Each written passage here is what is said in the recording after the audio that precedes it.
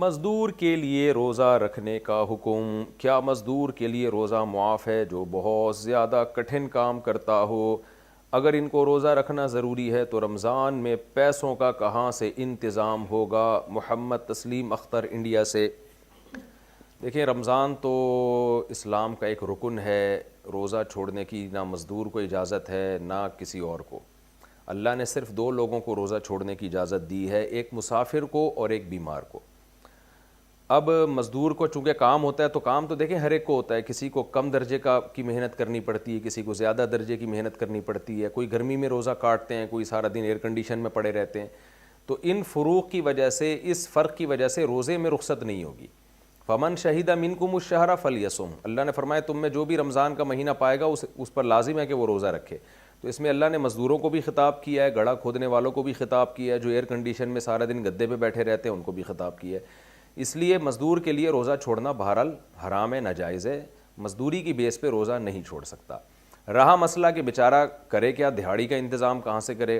تو پہلی کوشش تو یہ کرے مزدور کہ وہ مغرب کے بعد مزدوری کرے۔ مغرب سے لے کے صبح سحری تک بہت ٹائم ہوتا ہے، میں نے دیکھا ہے کراچی میں مزدوروں کو کہ وہ کھدائی کا کام رات کے وقت میں کر رہے ہوتے ہیں، وہ ٹھیکہ ہی رات کے وقت میں لیتے ہیں، بھئی ہم رات کو کام کریں گے، دن میں نہیں کریں گے۔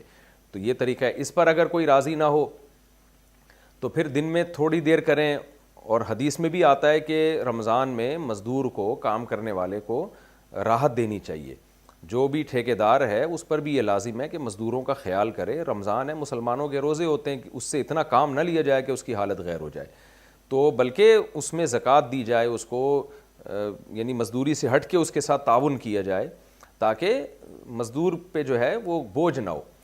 تو دوسرا طریقہ میں نے بتایا کہ محنت کم کی جائے، اور پھر بھی یہ بھی ممکن نہ ہو تو پھر آخری آپشن مزدور کے پاس یہ ہے کہ روزہ وہ رکھے، چھوڑنے کی اجازت نہیں ہے، اور خدا نخواستہ اس کی حالت مزدوری کے دوران بالکل ناقابل برداشت ہو جاتی ہے، اسے یہ خطرہ ہوتا ہے کہ میں نے اگر روزہ نہیں توڑا تو میں مر سکتا ہوں، یا میں بیمار ہو سکتا ہوں، یا میں بے ہوش ہو سکتا ہوں، یا چکر آنا شروع ہو جائیں کمزوری کی وجہ سے۔ چکر آنا بھی ایک قسم بیماری ہے۔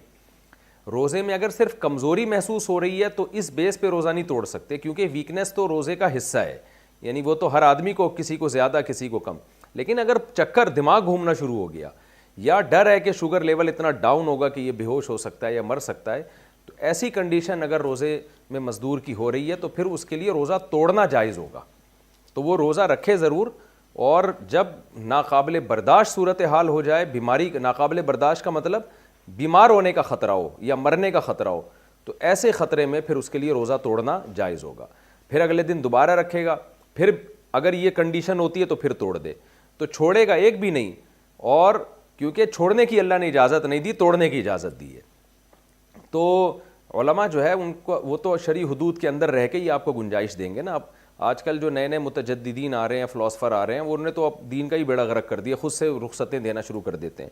تو اس لیے فقہاء نے اس مسئلے کو بیان کیا ہے کہ ایسا مزدور روزانہ روزہ رکھے گا، اور اگر حالت غیر ہو جاتی ہے، بیماری کا خطرہ ہے، تو روز توڑے گا اس کو، پھر بعد میں قضا کرے گا۔ تو رکھنا ضرور ہے، اور جب خدا نخواستہ ایسی کنڈیشن ہو جائے کہ بیمار ہونے کا یا مرنے کا خطرہ ہو تو پھر مزدور کے لیے روزہ توڑنے کی اجازت ہے۔ اس میں، اس صورت میں گناہ بھی نہیں ملے گا، کفارہ بھی نہیں ہوگا، بلکہ یہ ہر آدمی جو بھی روزہ رکھتا ہے، روزہ رکھنے کے بعد اس کی حالت اتنی غیر ہو جاتی ہے کہ اس کو یہ ڈر ہے کہ میں نے روزہ نہیں توڑا تو میں بیمار ہو جاؤں گا یا مر جاؤں گا، تو ایسی صورت میں ہر شخص کو، مرد ہو یا عورت ہو، روزہ توڑنے کی اجازت ہے، تو مزدور کو بھی اجازت ہے۔ تو رکھنا ڈیلی پڑے گا، پھر اس کے بعد توڑ دے، اور پھر سردیوں میں جب دن چھوٹے ہوتے ہیں یا آسان ہو جاتا ہے روزہ، اس وقت اس کی قضا کر لے وہ۔